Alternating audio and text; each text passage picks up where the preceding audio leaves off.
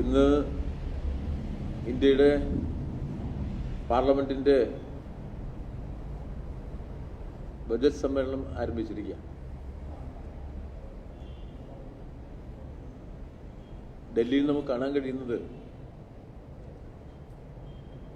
കൃഷിക്കാരന്റെ സമരത്തെ അടിച്ചമർത്തുന്ന കേന്ദ്ര ഗവൺമെന്റിന്റെ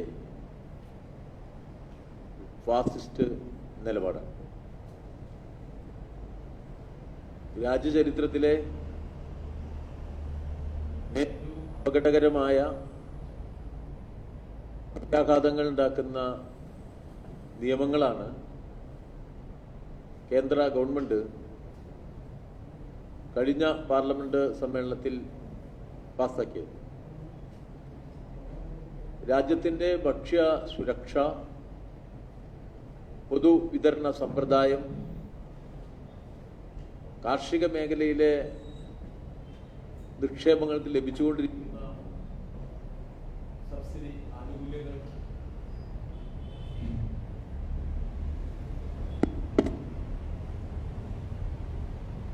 എല്ലാ തരത്തിലുള്ള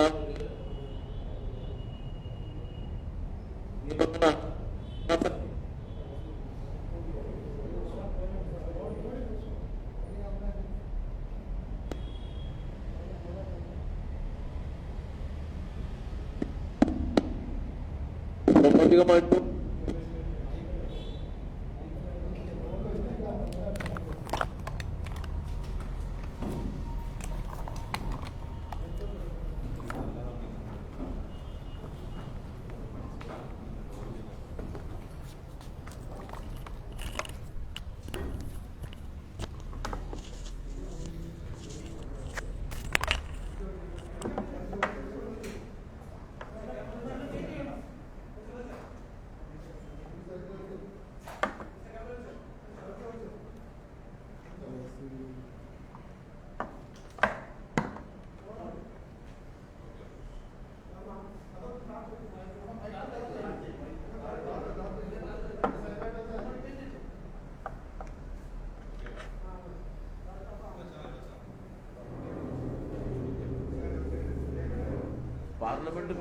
പാർലമെന്റ് പാസാക്കിയ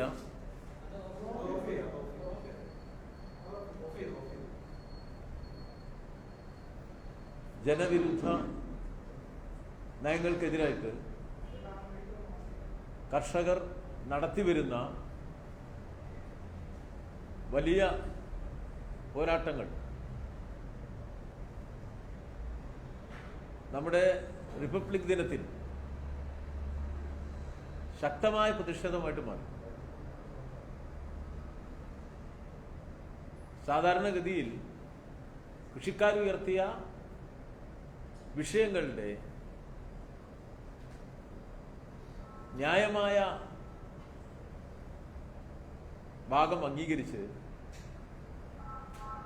സമരം ഒത്തുതീർപ്പാക്കാൻ മുൻകൈയെടുക്കുകയാണ് വേണ്ടത്. പക്ഷെ ഇപ്പോൾ നാം കാണുന്നത്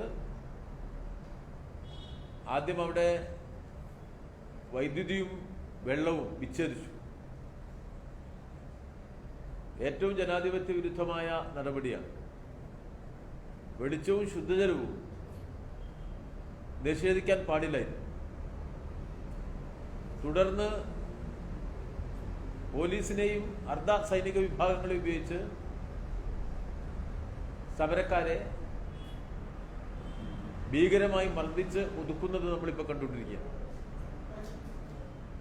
അതിനു പുറമെ ഉത്തർപ്രദേശ് ഗവൺമെന്റ്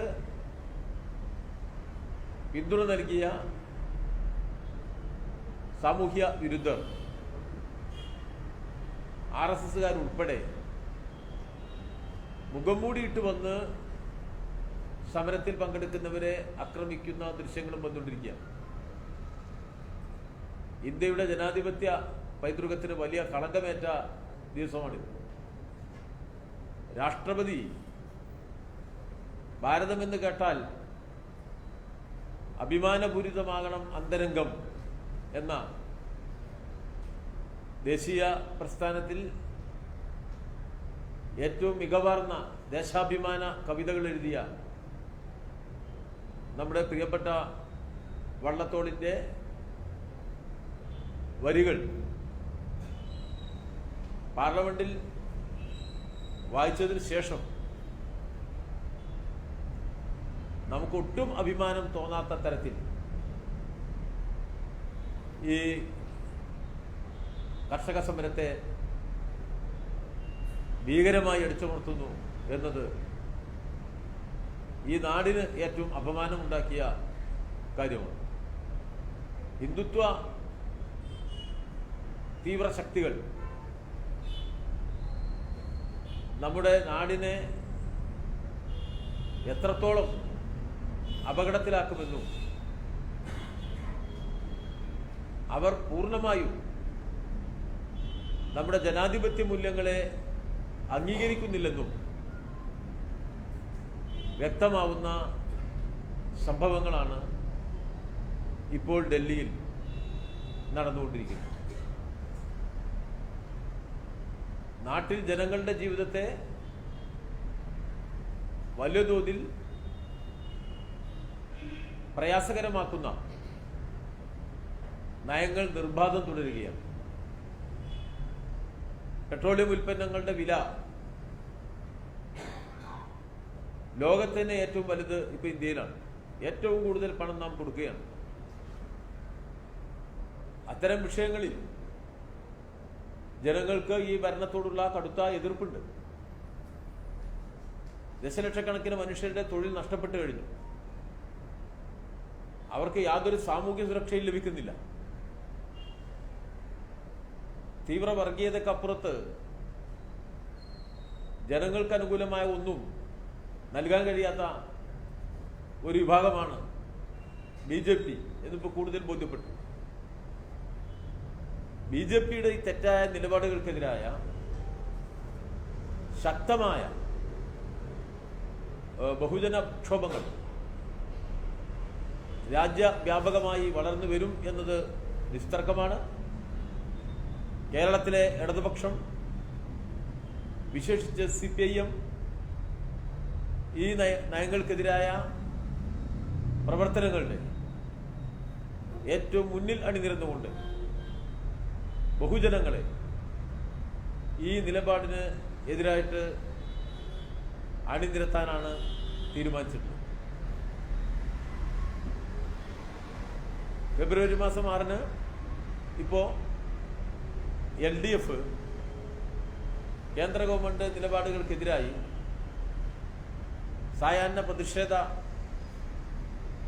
സംഗമങ്ങൾ സംഘടിപ്പിക്കുന്നു.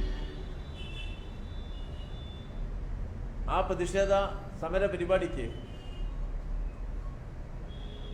എല്ലാവിധ പിന്തുണയും പങ്കാളിത്തവും CPIMന്റെ ഭാഗത്തുനിന്ന് ഉണ്ടാവും. കേരളത്തിൽ കോൺഗ്രസ് കൂടുതലായി നമ്മുടെ നാട്ടിലെ മതാധിഷ്ഠിത രാഷ്ട്രീയ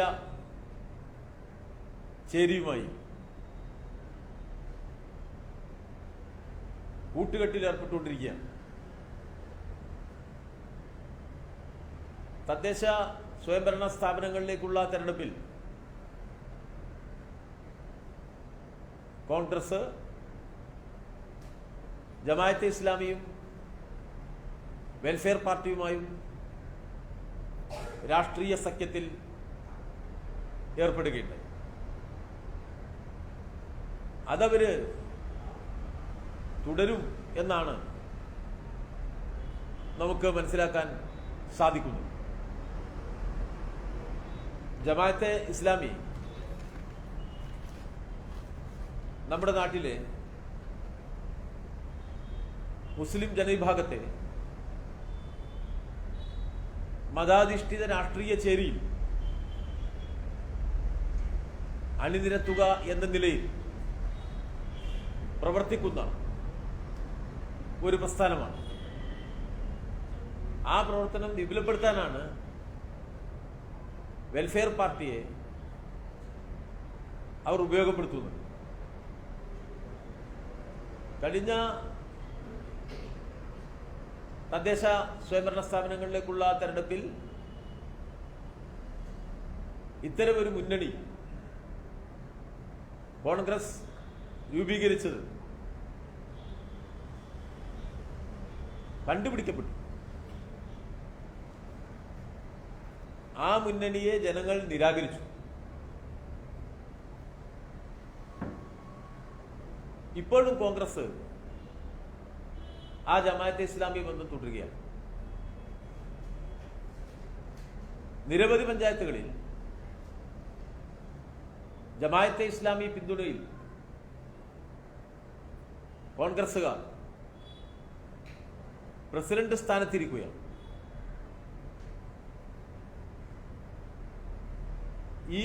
ഇത് നമ്മുടെ നാടിന് ഗുണം നൽകുന്ന രാഷ്ട്രീയ കൂട്ടുകെട്ടല്ല. ഇവിടെ ഹിന്ദുത്വ ശക്തികൾ നമ്മുടെ നാട്ടിൽ അപകടകരമായ രാഷ്ട്രീയം കൈകാര്യം ചെയ്യുകയും വിദ്വേഷത്തിൻ്റെതായ രാഷ്ട്രീയ അന്തരീക്ഷം സൃഷ്ടിക്കാൻ ശ്രമിക്കുകയുമാണ്. ആ വെറുപ്പിന്റെയും വിദ്വേഷത്തിന്റെയും രാഷ്ട്രീയം സമൂഹത്തിൽ സൃഷ്ടിച്ച് മതപരമായ ചേരിതിരിവുണ്ടാക്കാൻ ശ്രമിക്കുന്ന സംഘപരിവാർ നിലപാടിനെ എതിർക്കുക എന്നതാണ് പ്രധാനം. അതിനു പകരം മറ്റൊരു മതമൗലികത ചേരി ഉണ്ടാക്കുക എന്ന നിലപാടല്ല. CPIM-നെ സംബന്ധിച്ചിടത്തോളം വളരെ വ്യക്തമായ നിലപാട് ഇക്കാര്യത്തിൽ സ്വീകരിച്ചിട്ടുള്ള ഒരു പാർട്ടിയാണ് CPIM. ഒരു ഘട്ടത്തിലും ഒരുതരം ചാഞ്ചാട്ടവും ഈ വിഷയത്തിൽ CPIM-നുണ്ടായിട്ടില്ല. ഇന്ത്യയിൽ ഉറച്ച മതനിരപേക്ഷ നിലപാടുള്ള പാർട്ടിയാണ് CPIM. എല്ലാ സന്ദർഭത്തിലും ഞങ്ങൾ കൃത്യമായ നിലപാടാണ് സ്വീകരിച്ചു പോന്നിട്ടുള്ളത്. ഇവിടെ BJP അധികാരത്തിൽ വന്നപ്പോൾ അവര് ഒന്നൊന്നായി ന്യൂനപക്ഷ വിരുദ്ധ നിലപാടുകൾ സ്വീകരിച്ചു. അവര് ജമ്മു കശ്മീരിന്റെ പ്രത്യേക അവകാശം എടുത്തു കിടന്നു. പൗരത്വ ഭേദഗതി നിയമം പാസാക്കി. ഈ രണ്ട് സന്ദർഭത്തിലും ഏറ്റവും ശക്തമായ വിമർശനം അതിനെതിരായിട്ട് ഉയർത്തിയത് CPIM-ആണ്. ജമ്മു കാശ്മീരുമായി ബന്ധപ്പെട്ട വിഷയത്തിൽ സുപ്രീം കോടതിയിൽ കേസ് കൊടുത്തത് CPIM-ആണ്. നമ്മുടെ മതേതര നിലപാടുകൾക്ക് വിരുദ്ധമായി പ്രധാനമന്ത്രി അയോധ്യയിൽ ശിലാസ്ഥാപനം നടത്തുന്നതിനെ വിമർശിച്ചത് CPIM-ആണ്. ഇപ്പോ ഉത്തർപ്രദേശ് ഗവൺമെന്റ് അയോധ്യ ക്ഷേത്ര നിർമ്മാണത്തിൽ നിർബന്ധമായി പിരിവ് നടത്തുന്നതിനെ എതിർക്കുന്ന പാർട്ടിയും എതിർത്ത പാർട്ടിയും CPIM-ആണ്.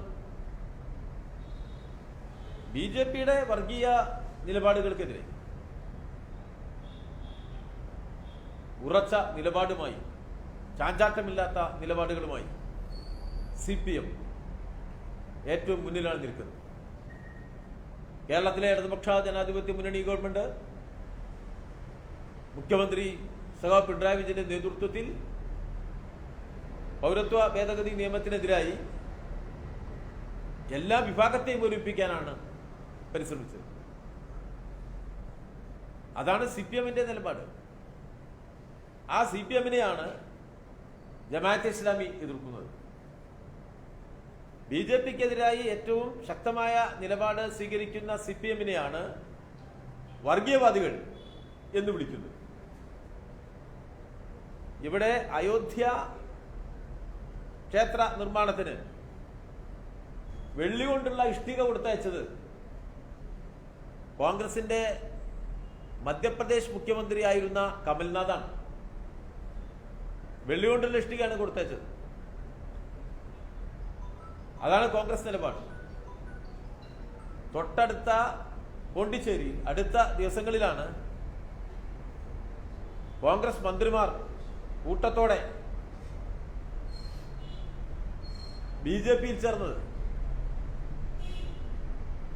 കോൺഗ്രസിന്റെ മൃദു ഹിന്ദുത്വ നിലപാടുകൾക്ക് നിരവധി ഉദാഹരണങ്ങളുണ്ട്. ഈ തെരഞ്ഞെടുപ്പിൽ കോൺഗ്രസുകാർ നിരവധി പഞ്ചായത്ത് വാർഡുകളിൽ BJP-ക്ക് വോട്ട് ചെയ്തില്ലേ? ജമാഅത്തെ ഇസ്ലാമി അതിൽ അഭിനന്ദിക്കുകയാണ്. BJP-ക്ക് വോട്ട് ചെയ്യുന്ന കോൺഗ്രസ് നിലപാടിനെ മതനിരപേക്ഷ നിലപാടായി കാണുക, അതിനെതിരായി ശക്തമായ നിലപാടെടുത്ത CPIM-നെ വർഗീയവാദികളായി ചിത്രീകരിക്കുക. ഇതാണ് ജമാഅത്തെ ഇസ്ലാമി ചെയ്യുന്നത്. അവർക്ക് കൃത്യമായ അജണ്ടയുണ്ട്. നമ്മുടെ നാട്ടിലെ മത ന്യൂനപക്ഷം, വിശേഷിച്ച് മുസ്ലിം സമുദായത്തിൽ മഹാഭൂരിപക്ഷം ആളുകൾ ഇത്തരം മതാധിഷ്ഠിത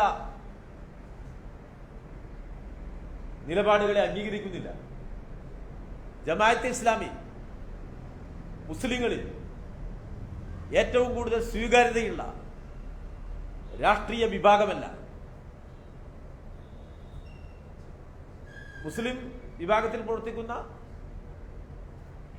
ധാരാളം സംഘടനകൾ ജമാഅത്തെ ഇസ്ലാമിയുടെ ഈ അപകടകരമായ നിലപാടിനെ നിശിതമായി വിമർശിക്കുകയാണ്. അവരുമായി രാഷ്ട്രീയ ലാഭത്തിനു വേണ്ടി കൂട്ടുകൂടുന്നത് കോൺഗ്രസ് മാത്രമാണ്. അപകടകരമായ ഈ കോൺഗ്രസ് നിലപാടിനെ വിമർശിക്കുക തന്നെ ചെയ്യും. അതിപ്പോ കോൺഗ്രസിന്റെ നിലപാടുകളെ, സ്വന്തം രാഷ്ട്രീയ നിലപാടിനെ ഒരു മടിയും കൂടാതെ ഈ ജമാഅത്തെ ഇസ്ലാമി ബാന്ധവത്തിനു വേണ്ടി തള്ളിക്കളഞ്ഞവരാണ് കേരളത്തിലെ കോൺഗ്രസ് നേതാക്കൾ. ഇപ്പോ നമ്മുടെ റിസർവേഷനുമായി ബന്ധപ്പെടുത്തിയ വിഷയങ്ങളിലെ നിലപാടുമായി ബന്ധപ്പെടുത്തിയത് നമുക്ക് കാണാൻ കഴിയും. 10% സംവരണം, റിസർവേഷൻ ആനുകൂല്യങ്ങൾ ലഭിക്കാത്തവർക്ക് നൽകുക എന്നത് കോൺഗ്രസ് നിലപാടല്ലേ? ആ നിലപാടിന്റെ ഒപ്പം കേരളത്തിലെ കോൺഗ്രസ് നേതാക്കൾ നിന്നില്ലല്ലോ. അവർ അതിനെതിർപ്പ് പ്രകടിപ്പിച്ച ശക്തികളുമായി സഖ്യപ്പെടുകയാണല്ലോ ചെയ്തത്. ജമാഅത്തെ ഇസ്ലാമിയുമായി ബന്ധം പാടില്ല എന്നാണല്ലോ പൊതുവെ ദേശീയ തലത്തിൽ കോൺഗ്രസ് നിലപാട്. ആ നിലപാടും കേരളത്തിലെ കോൺഗ്രസുകാർ തള്ളിക്കളയുകയാണ് ചെയ്തത്. ഉമ്മൻചാണ്ടി കഴിഞ്ഞ തെരഞ്ഞെടുപ്പിൽ കേരളത്തിൽ UDF-നെ നയിച്ച നേതാവായിരുന്നു. ആ സമയത്തല്ലേ ഈ നേമം മണ്ഡലത്തിൽ ദുർബല സ്ഥാനാർത്ഥിയെ നിർത്തി O രാജഗോപാലിനെ കേരള നിയമസഭയിൽ ജയിക്കാൻ സൗകര്യമൊരുക്കി കൊടുത്ത്? അതിന്റെ വിപുലീകരണമല്ലേ ഈ കഴിഞ്ഞ കോർപ്പറേഷൻ തെരഞ്ഞെടുപ്പിൽ നമ്മളിവിടെ കണ്ടത്? BJP-യെ ജയിപ്പിക്കാൻ ഒരു വാർഡിൽ 84 വോട്ടാണല്ലോ കോൺഗ്രസ് സ്ഥാനാർത്ഥി കിട്ടിയത്. വോട്ട് മുഴുവൻ മറിച്ച് ചെയ്തു കൊടുത്തില്ലേ? BJP സ്ഥാനാർത്ഥികൾ ജയിക്കാൻ എല്ലാ സഹായവും ചെയ്തു കൊടുത്ത ഉമ്മൻചാണ്ടിയുടെ നിലപാടിനെ വർഗീയ ശക്തികൾക്ക് ശക്തി പകരുന്ന തരത്തിലാണ് എന്ന വസ്തുതയെ ചൂണ്ടിക്കാട്ടിയാൽ അത് വർഗീയവാദമാണ് എന്ന് പറയുന്ന ന്യായം എന്താണ് എന്ന് വ്യക്തമാക്കപ്പെടേണ്ടതാണ്. നമ്മുടെ സ്വാഭാവികമായ ബോധ സങ്കല്പത്തിലെ വിശകലന രീതികളിൽ ഈ വിമർശനം വർഗീയമാവുന്നത് എങ്ങനെയാണ് എന്ന് നമുക്ക് തിരിച്ചറിയാൻ കഴിയില്ല. ഇവിടെ വളരെ കൗതുകകരമായ സംഭവമാണ് നടക്കുന്നത്. BJP-യുമായി കോൺഗ്രസ് സഖ്യമുണ്ടാക്കുന്നു എന്നത് ചൂണ്ടിക്കാണിച്ചാൽ ചൂണ്ടിക്കാണിക്കുന്നവരാണ് വർഗീയവാദികളാവുന്നത്. വർഗീയവാദികളുമായി സന്ധി ചെയ്യുന്നവരല്ല. മുസ്ലിം മതമൗലികതാവാദവുമായി അതോടൊപ്പം തന്നെ രാഷ്ട്രീയ കൂട്ടുകെട്ടുണ്ടാക്കി ലാഭമുണ്ടാക്കുന്നു എന്ന് വിമർശിച്ചാൽ വിമർശിച്ചവരാണ് വർഗീയവാദികളാവുന്നത്. ആ കൂട്ടുകെട്ടുണ്ടാക്കി രാഷ്ട്രീയ ലാഭം ഉണ്ടാക്കുന്നവരല്ല. വിചിത്രമായ ഈ ന്യായവാദങ്ങൾ കേരളത്തിലെ ജനങ്ങൾ അംഗീകരിക്കില്ല. ഈ നാടിത് കാണുന്നുണ്ട്. നാട് മതനിരപേക്ഷതയ്ക്കൊപ്പമാണ്. ഈ നാട് കേരള സമൂഹത്തെ, കേരളീയ സാമൂഹ്യ അവസ്ഥകളെ, ജീവിതാവസ്ഥകളെ വർഗീയമായ ചേരിതിരിവിലൂടെ രാഷ്ട്രീയ ലാഭത്തിനു വേണ്ടി ഉപയോഗപ്പെടുത്തിയത് എല്ലാ സന്ദർഭത്തിലും കോൺഗ്രസ്സുകാരാണ്, UDF ആണ്. ചരിത്രത്തിൽ അതങ്ങനെ തിളങ്ങി നിൽക്കുകയാണ്. ഞങ്ങൾ എല്ലാ കാലത്തും എടുത്തൊരു നിലപാടുണ്ട്. അത് വർഗീയതക്കെതിരായ നിലപാടാണ്. അത് ഹിന്ദുത്വ വർഗീയതക്കെതിരായി, പ്രധാനമായും അത് ഭൂരിപക്ഷ വർഗീയതയാണ് എന്നുള്ളതുകൊണ്ട് ഹിന്ദുത്വ വർഗീയതക്കെതിരായ നിലപാടാണ്. അതേസമയം അതിനൊരു മറുവശത്ത് മുസ്ലിം മതാധിഷ്ഠിത രാഷ്ട്രീയം കൊണ്ട് സങ്കുചിത താല്പര്യങ്ങൾ സംരക്ഷിക്കാം എന്ന നിലപാട് വന്നാൽ അതിനെ വിമർശിക്കുന്നത് തന്നെയാണ് CPIM-ന്റെയും ഇടതുപക്ഷത്തിന്റെയും രാഷ്ട്രീയ നിലപാട്. ഇവിടെ ഇപ്പോ കോൺഗ്രസ് നേതൃത്വത്തിന് കൃത്യമായ സ്വന്തം രാഷ്ട്രീയ നിലപാടുകളെ വിശദീകരിക്കാൻ കഴിയുന്നു. എന്തുകൊണ്ട് നിങ്ങൾ ജമാഅത്തെ ഇസ്ലാമിയുമായി രാഷ്ട്രീയ സഖ്യം ഉണ്ടാക്കി? ആ ചോദ്യത്തിന് ഉത്തരവില്ല.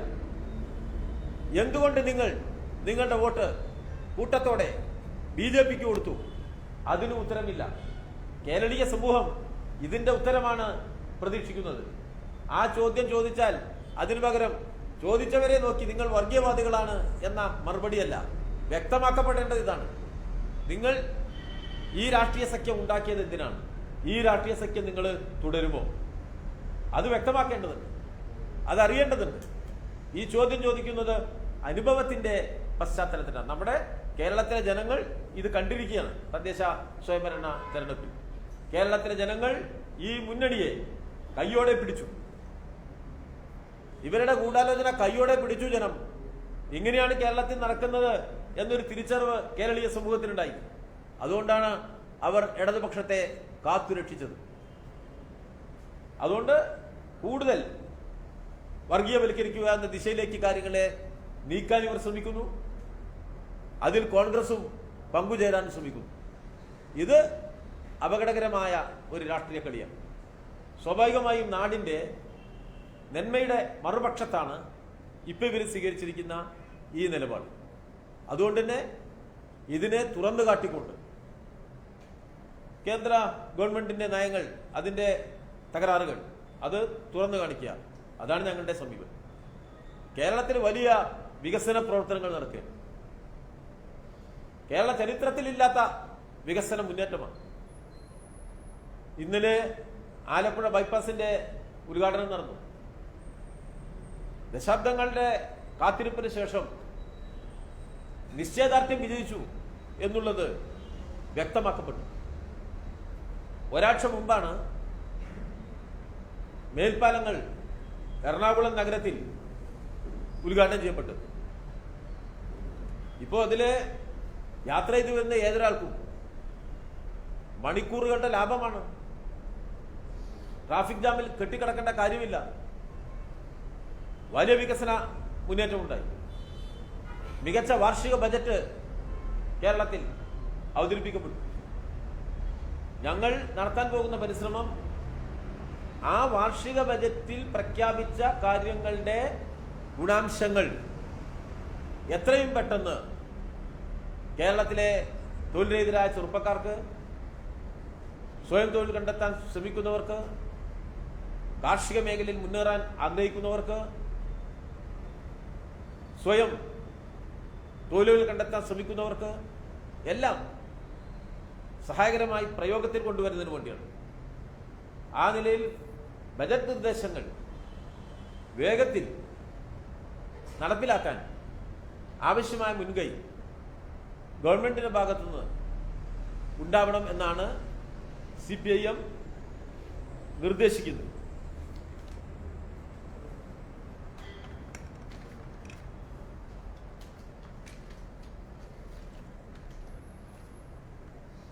അതോടൊപ്പം ഞാൻ ആദ്യം സൂചിപ്പിച്ച പെട്രോളിയം ഉൽപ്പന്നങ്ങൾക്കെതിരായ പ്രക്ഷോഭം ശക്തിപ്പെടുത്താനും ഇപ്പോൾ നമ്മൾ തീരുമാനിച്ചിട്ടുണ്ട്. ഇടതുപക്ഷ ജനാധിപത്യ മുന്നണി ഫെബ്രുവരി മാസം 13, 14 തീയതികളിൽ തുടങ്ങി 26-ന് യഥാക്രമം തൃശ്ശൂരിലും തിരുവനന്തപുരത്തും സമാപിക്കുന്ന പ്രചരണ ജാഥകൾ വലിയ വിജയമാക്കുന്നതിന് വേണ്ടിയുള്ള പ്രവർത്തനങ്ങൾ വിജയിപ്പിക്കാനും ഇപ്പോൾ CPIM തീരുമാനിച്ചിട്ടുണ്ട്. ഇത്രയും കാര്യങ്ങളാണ് സൂചിപ്പിക്കാൻ.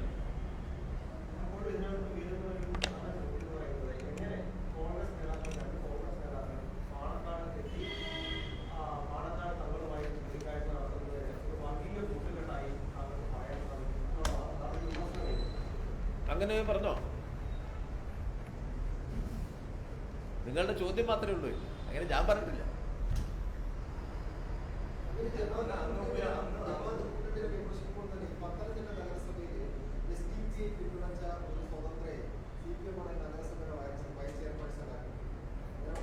അങ്ങനെ സംഭവം നടന്നിട്ടില്ല. ഇല്ല.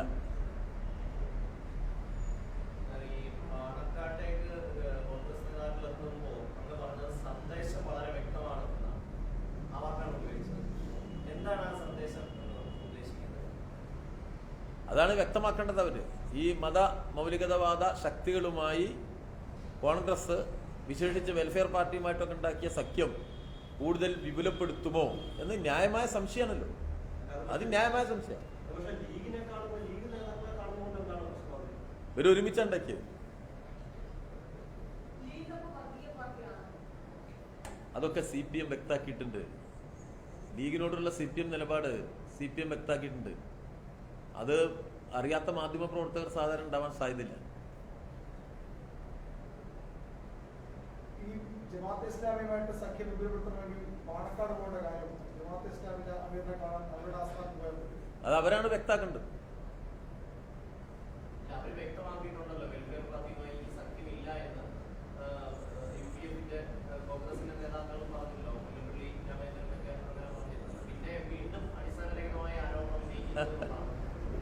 ഇവിടെ ഇതൊക്കെ കയ്യോടെ കണ്ടുപിടിക്കപ്പെട്ടപ്പോഴേ ഇത് കയ്യോടെ പിടിച്ചല്ലോ, ജനം നിരാകരിച്ചു. അപ്പോ സഖ്യം തുടരണം. ആ തുടരുന്നതിന് വേണ്ടിയുള്ള ന്യായവാദമാണ് ഈ നിലയിൽ ഉന്നയിച്ചിട്ടുള്ളത്.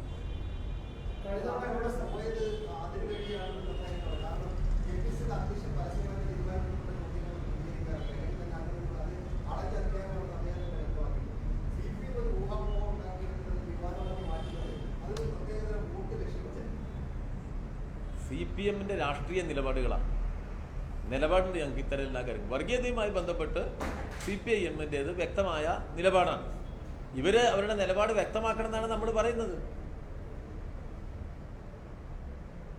കഴിഞ്ഞ തവണ അങ്ങനെ ഒരു സഖ്യം ഉണ്ടായിരുന്നു, അത് വിജയിച്ചില്ല. കാരണം അങ്ങ് പറഞ്ഞ പോലെ ജമാഅത്തെ ഇസ്ലാമി മുസ്ലിം സമുദായത്തിലെ ന്യൂനപക്ഷങ്ങൾ മാത്രം ഉൾപ്പെടുന്ന സമുദായത്തിലെ ഉൾപ്പെടുന്ന ഒരു സംഘടനയോ ഒരു പാർട്ടിയോ അങ്ങനെയെങ്കിൽ എന്തുകൊണ്ട് CPM ആശങ്കപ്പെടണം? UDF-ഉം കോൺഗ്രസും ജമാഅത്തെ ഇസ്ലാമിയുടെ സഖ്യത്തിൽ വന്ന ജനം തിരസ്കരിച്ചൊരു കൂട്ടുകെട്ട് അത് നടന്നോട്ടെ തീരുമാനിക്കാം. ഒരു തെറ്റായ ആശയത്തിന്റെ പിറകിൽ എത്ര ആളുണ്ട് എന്നതല്ല വിഷയം. അത് തെറ്റായ ആശയമാണ്. ആ ആശയത്തിന് ചുറ്റും നിഷ്കളങ്കരായ ആളുകളെ അണിനിരത്താൻ അവർ പരിശ്രമിക്കും. അത് നമ്മുടെ സമൂഹത്തിന് ദോഷമാണ്. അതുകൊണ്ടാണ് അത്തരം ആശയങ്ങളെ CPIM എതിർക്കുന്നത്. നമ്മുടെ സമൂഹത്തിൽ ഇപ്പം രൂപപ്പെടേണ്ട തീവ്ര ഹിന്ദുത്വ വിരുദ്ധമായ ജനങ്ങളുടെ പൊതുയോജിപ്പുണ്ട്. അതിലെല്ലാ വിഭാഗം ജനങ്ങളും അണിനിരക്കണം. ജനങ്ങൾ വർഗീയമായി ചേരിതിരിഞ്ഞ് നിന്നാൽ അതിന്റെ ഗുണഭോക്താവ് BJP-യാണ്. അപ്പൊ സ്വാഭാവികമായിട്ടും എല്ലാ ഈ BJP-ക്കെതിരായി എല്ലാ മതനിരപേക്ഷ ശക്തികളെയും ഒന്നിപ്പിക്കുകയാണ് വേണ്ടത്. എല്ലാ മതത്തിലുമുള്ള പാവപ്പെട്ടവരുടെ ഐക്യമാണ് CPIM ആഗ്രഹിക്കുന്നത്.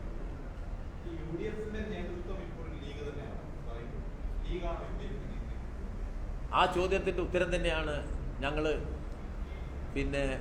കോൺഗ്രസിൽ നിന്ന് പ്രതീക്ഷിക്കുന്നത്.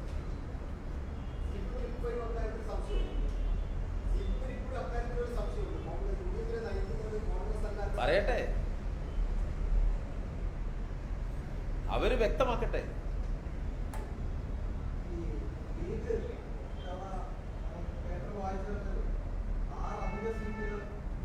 ആവശ്യപ്പെടാനാണ് തീരുമാനിക്കുന്നത്.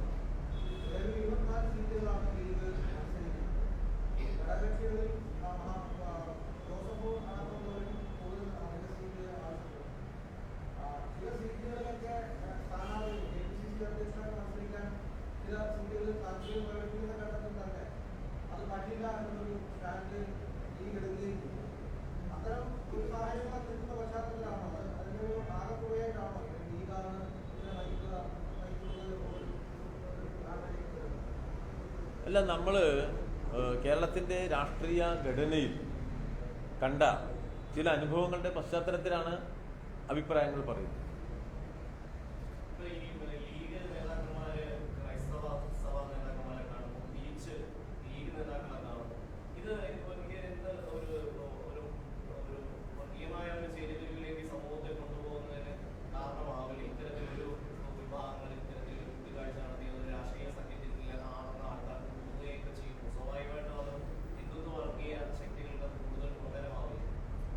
അല്ല, ഇതിപ്പോൾ കാണല്ലേ, അവർ കണ്ടുകൊണ്ടിരിക്കുന്നുണ്ട്, നമ്മളും കണ്ടുകൊണ്ടിരിക്കും.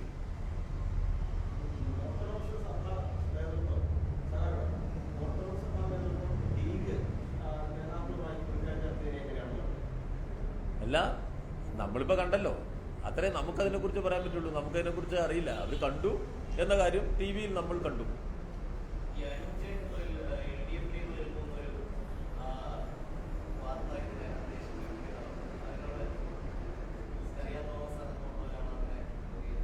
അല്ല, കാര്യങ്ങൾ മുൻകൂട്ടി നിങ്ങൾ മനസ്സിലാക്കുന്ന അത്ര വേഗതയിൽ നമ്മൾ മനസ്സിലാക്കിയില്ല. അതുകൊണ്ട് അതിനെക്കുറിച്ച് അഭിപ്രായം പറയാൻ വയ്യ.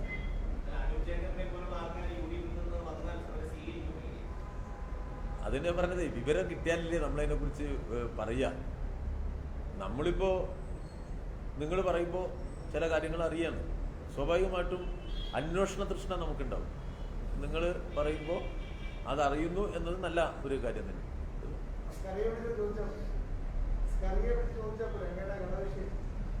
അല്ല, അതിപ്പോൾ നിങ്ങൾ പത്രപ്രവർത്തക സുഹൃത്തുക്കൾ വളരെ മാന്യന്മാരായതുകൊണ്ട് അറിഞ്ഞ വിഷയങ്ങളൊക്കെ നമ്മോട് പറയൂ. നമ്മളത് മനസ്സിലാക്കിയ പോരെ.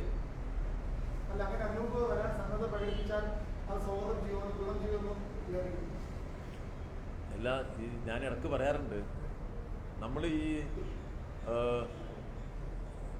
നമുക്ക് വരാൻ പോകുന്ന ഒരു കാര്യത്തെക്കുറിച്ച് ഒരു സാങ്കല്പിക ചോദ്യം വന്നാൽ അതിന് നമ്മളൊരു ഉത്തരം നൽകുന്നത് അത്ര നല്ല ഒരു രീതിയല്ല. അതുകൊണ്ട് എന്നെ അതിൽ പെടുത്തരുത്. എനിക്കറിയാത്തൊരു കാര്യമാണ് നിങ്ങൾ ചോദിച്ചുകൊണ്ടിരിക്കുന്നത്. ഹൈപ്പോത്തറ്റിക്കലാണ് ക്വസ്റ്റ്യൻ. ഹൈപ്പോത്തറ്റിക്കൽ ക്വസ്റ്റ്യൻ ആൻസർ ഇല്ല.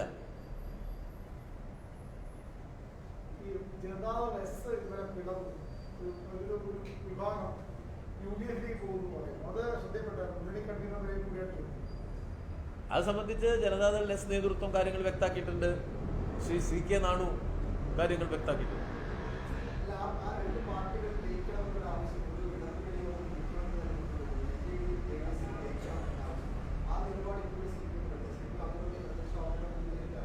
അത് CPM നിലപാടില്ല. അവർ പറയുന്നുണ്ട് ഇങ്ങനെ നമ്മൾ ഈ ഇടക്കാലത്ത് പത്രത്തൊക്കെ വായിച്ച് അവരൊക്കെ ലയിക്കുന്നതുമായി ബന്ധപ്പെടുത്തിയ ചർച്ചകളൊക്കെ നടത്തുന്നുണ്ടെന്നുള്ള അത് നല്ലതാണല്ലോ.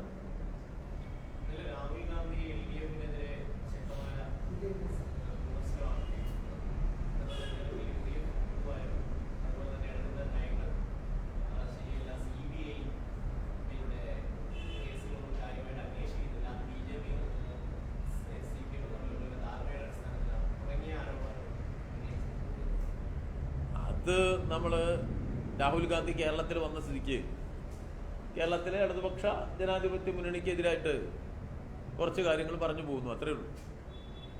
അതിനപ്പുറത്തേക്കൊന്നും ഇപ്പോൾ നമ്മളതിൻ്റെ ഗൗരവം കൊടുക്കേണ്ട കാര്യമില്ല. കേരളത്തിൽ വസ്തുതാപരമായ കാര്യങ്ങളാണ് പ്രധാനം. കേരളത്തിലെ ഗവൺമെൻറ്റിൻ്റെ നയങ്ങളുണ്ട്, അത് ജനങ്ങളുടെ മുന്നിൽ വ്യക്തമാണ്. അത് വ്യതിരിക്തമായ രാഷ്ട്രീയമാണ്. ആ വ്യത്യസ്തമായ രാഷ്ട്രീയം നമുക്ക് ജനങ്ങളുടെ മുന്നിൽ അവർക്കറിയാം, ജനങ്ങൾക്കറിയാം ആ രാഷ്ട്രീയം എന്താണ്. ആ രാഷ്ട്രീയം സാമൂഹ്യ സുരക്ഷ ഉറപ്പാക്കുക, നമ്മുടെ സംസ്ഥാനത്തിൻ്റെ അധികാരത്തെ ഏറ്റവും ഫലപ്രദമായി വികസനത്തിനും സാമൂഹ്യ മുന്നേറ്റത്തിനും ഉപയോഗപ്പെടുത്തുക, ഭാവിയെ കൂടി ലക്ഷ്യം വെച്ചുകൊണ്ടുള്ള അടിസ്ഥാന സൗകര്യ വിപുലീകരണം നടത്തുക, എല്ലാ മേഖലയിലുമുള്ളൊരു പുരോഗതി കേരളത്തിനുണ്ടാവുക, ആത്മവിശ്വാസത്തോടു കൂടി മലയാളിയും കേരളവും മുന്നോട്ട് പോവുക. ആ ദിശയിൽ വലിയൊരു കുതിച്ചുചാട്ടം കേരളം ദർശിച്ച ഒരു കാലമാണ്. മുഖ്യമന്ത്രിയുടെ നേതൃത്വത്തിൽ മികവാർന്ന ഭരണനിർവഹണമുണ്ട് കേരളത്തിൽ. അതിപ്പോൾ രാഹുൽ ഗാന്ധി വന്ന് ഒരു പ്രസംഗം നടത്തി ഒരു അഭിപ്രായം പറഞ്ഞു എന്നതുകൊണ്ട് ഇല്ലാതാവാൻ പോകുന്നില്ല. ഇപ്പോൾ കൂട്ടമായിട്ട് ഞാനീ പറഞ്ഞ രാഷ്ട്രീയ ശക്തികളെല്ലാം ഒരുമിച്ച് വലിയ ആക്രമണം നടത്തിയില്ലേ ഇടതുപക്ഷ ഗവൺമെന്റിനെതിരായിട്ട്. നിങ്ങളല്ല, പക്ഷേ നമ്മുടെ മാധ്യമ സുഹൃത്തുക്കൾ വലിയൊരു പങ്ക് ഇവിടെ നടത്തുന്നുണ്ട്. എന്തെല്ലാം അഭ്യാസങ്ങളായിരിക്കും, എത്ര മണിക്കൂറുകളാണ്, എന്തെല്ലാം ചേരുവകളാണ്, എല്ലാം ചേർത്ത് ഇടതുപക്ഷത്തെ ഒതുക്കിക്കളയാം എന്ന് കരുതിയ അനുഭവം നമ്മുടെ മുന്നിലുണ്ടല്ലോ. അവസാനം ഒതുക്കാൻ വന്നവരാണ് ഒതുങ്ങിപ്പോയത് എന്നതും കേരളം കണ്ടതാണ്. അപ്പോൾ എൻ്റെ ബഹുമാന്യരായ മാധ്യമ സുഹൃത്തുക്കൾ ഈ അനുഭവത്തിൻ്റെ പശ്ചാത്തലത്തിൽ ആ പ്രവർത്തനം അവസാനിപ്പിക്കും എന്ന് ഞാൻ കരുതേണ്ടതില്ല.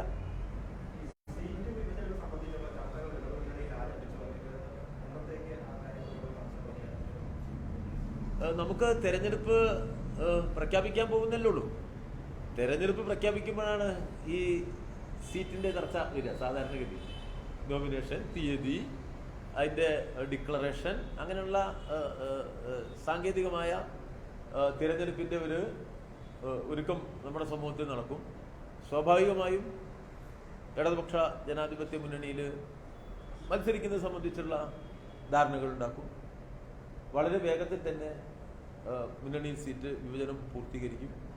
നല്ല നിലയിൽ ഒരുമിച്ച് തെരഞ്ഞെടുപ്പിൽ മത്സരിച്ച് ഒരു തുടർ ഭരണം ഉണ്ടാക്കാനുള്ള ശ്രമം നടത്തും. മിക്കവാറും നമുക്ക് ആ നിലയിലേക്ക് നീങ്ങാനും കഴിയും.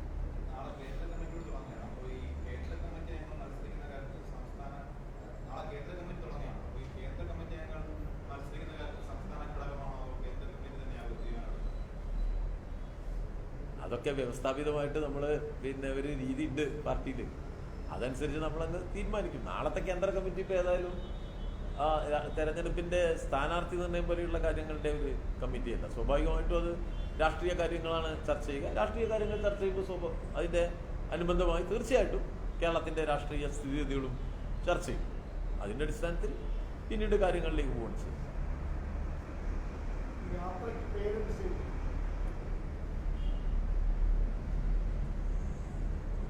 അടുത്ത തവണ കാണുമ്പോൾ നമുക്കത് പറയാം.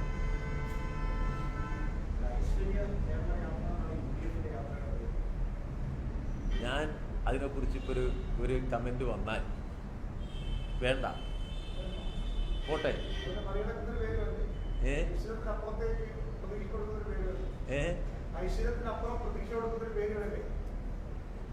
അല്ല, ഈ വേണ്ട, അത് നമ്മൾ അവരിട്ടൊരു പേരിനോട് നമ്മളിപ്പോൾ ഒരു കമന്റ് വേണ്ട.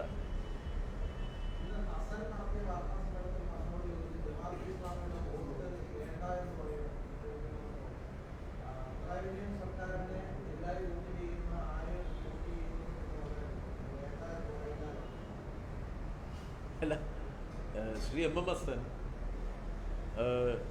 മാതൃകാപരമായ ഒരു പ്രവർത്തനം നടത്തിയത് ജമാഅത്തെ ഇസ്ലാമിയുമായി ഉണ്ടാക്കിയ രാഷ്ട്രീയ സഖ്യമാണ് എന്ന് എല്ലാവർക്കും അറിയാമല്ലോ. അതോടെ ചരിത്രത്തിൽ കിടക്കട്ടെ.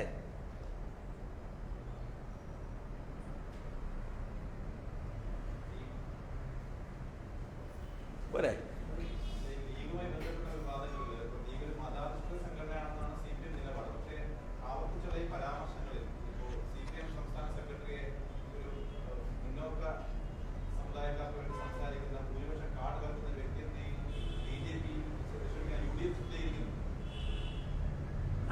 അവര് CPM സംസ്ഥാന സെക്രട്ടറി നല്ല ഒരു മാന്യനും വേണ്ടപ്പെട്ടവരുമാണ്, എന്നും നമ്മുടെ രാഷ്ട്രീയ നിലപാടുകളെല്ലാം മെച്ചമാണ് എന്നും പറയുമെന്ന് തെറ്റിദ്ധരിച്ചാൽ ഞാനൊരു ഒരു എന്താ ചെയ്യാൻ, ഞാനൊരു അത്രയും വിവരമില്ലാത്ത ആളാണെന്ന് ആൾക്കാർ പറയില്ലേ. അതൊക്കെ അവർ പറയും. അവരത് പറഞ്ഞ് നമുക്ക് വിഷമമുണ്ടാവില്ല. അവർ പറഞ്ഞോണ്ട് നമുക്കെന്താ? അവർ പറഞ്ഞുകൊണ്ട് ചെന്നിത്തല പറഞ്ഞു, അല്ലെങ്കിൽ ജമാഅത്തെ ഇസ്ലാമി പറഞ്ഞു, അല്ലെങ്കിൽ ലീഗ് പറഞ്ഞു, അതൊക്കെ രാഷ്ട്രീയ അഭിപ്രായ പ്രകടനങ്ങളാണ്. അതിനെങ്ങനെ കണ്ടത്?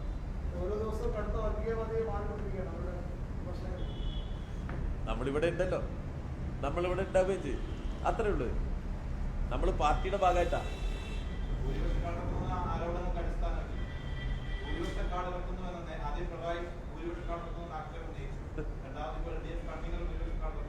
LDF എപ്പോഴും CPM വിശേഷിച്ചും അതിൻ്റെ രാഷ്ട്രീയ നിലപാടുകളാണ് ജനങ്ങളോട് പറയുക. ആ രാഷ്ട്രീയ നിലപാടുകളിൽ വ്യക്തതയാണ് എല്ലായ്പ്പോഴും ഞങ്ങൾക്കുള്ളത്. രാഷ്ട്രീയ നിലപാടുകൾ ജനങ്ങളിൽ നിന്ന് മറച്ചു വെക്കാറില്ല. ഒരു നിലപാട് പറയുകയും മറ്റൊരു നിലപാട് നടപ്പിലാക്കുകയും ചെയ്യാറില്ല. അതൊക്കെ UDF ശൈലിയാണ്, കോൺഗ്രസിന്റെ ശൈലിയാണ്. ഇപ്പൊ തന്നെ ഈ തെരഞ്ഞെടുപ്പിൽ ഞാൻ ആദ്യം സൂചിപ്പിച്ചില്ലേ, ഒരേ സമയം 2 വർഗീയ ചേരിയുമായിട്ട് അവര് കൂട്ടുകൂടി. അവർക്കതിൽ വിഷമില്ല. പിന്നെ അവരെ പോലെ തന്നെയാണ് ഈ ജമാഅത്തെ ഇസ്ലാമി, അവരത് കാണില്ല. ഈ കോൺഗ്രസ് ഇപ്പോ BJPയുമായി ഉണ്ടാക്കിയ സഖ്യം കണ്ടിട്ടേ ഇല്ല. അതാണ് അവരുടെ കാഴ്ച, അതാണ് അവരുടെ പ്രത്യേകത. എത്രയോ നൂറുകണക്കിന് നിയോജകമണ്ഡലങ്ങളിൽ കോൺഗ്രസ് BJP സഖ്യം ഉണ്ടായി. കോൺഗ്രസ് BJP സഖ്യത്തിന് ജമാഅത്തെ ഇസ്ലാമി വോട്ടും ചെയ്തു, അതും ഇവിടെ നടന്നു. അപ്പൊ അവര് 2 കൂട്ടരും അങ്ങനെയായിരിക്കും. അതിൽ നമ്മൾ മറ്റൊരു തരത്തിൽ അവരിന്ന് പ്രതീക്ഷിക്കാനും കഴിയും.